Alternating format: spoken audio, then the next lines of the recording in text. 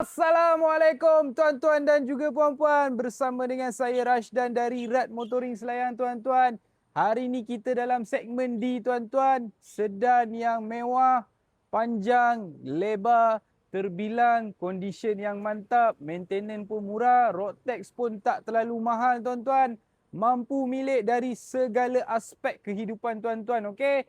Yang pertama, kita mulakan dengan yang warna putih, suci dan murni ni tuan-tuan. Yang ini Toyota Camry 2.0 GX Spec tahun 2015 tuan-tuan. Specialnya GX Spec ni, lampu depan dia dah datang original daripada kilang Toyota. Smoke tuan-tuan. And then tuan-tuan tengok rim dia seakan-akan Lexus tuan-tuan. Warna grey.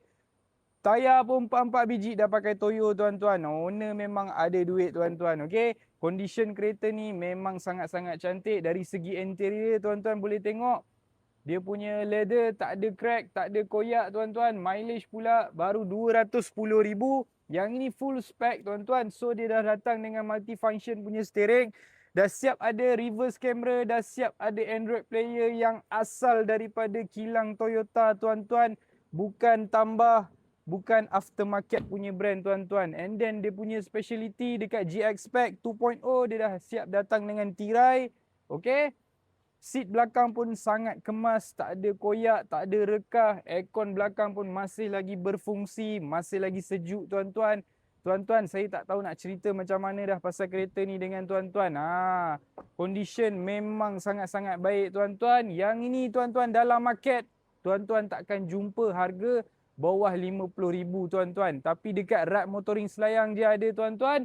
Yang ni saya nak jual dengan harga 45,800 saja. Harga ni tunai saja, siap tukar nama dan juga Puspakom. Siap boleh nego lagi tuan-tuan, tak ada masalah. Datang kita boleh bincang. Tuan-tuan nak goncang kepala saya sampai jadi pun tak ada masalah tuan-tuan.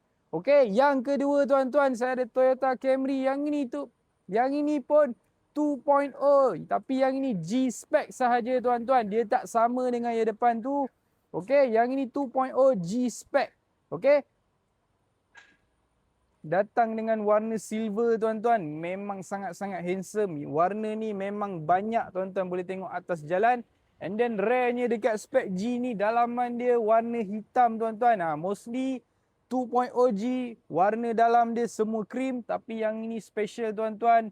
Dia datang dengan warna hitam. Mileage dia pula 220,000 sahaja. Yang ini pun full spec tuan-tuan. Dia dah datang dengan multifunction punya steering. Tapi dia tak ada Android player, tak ada reverse camera, radio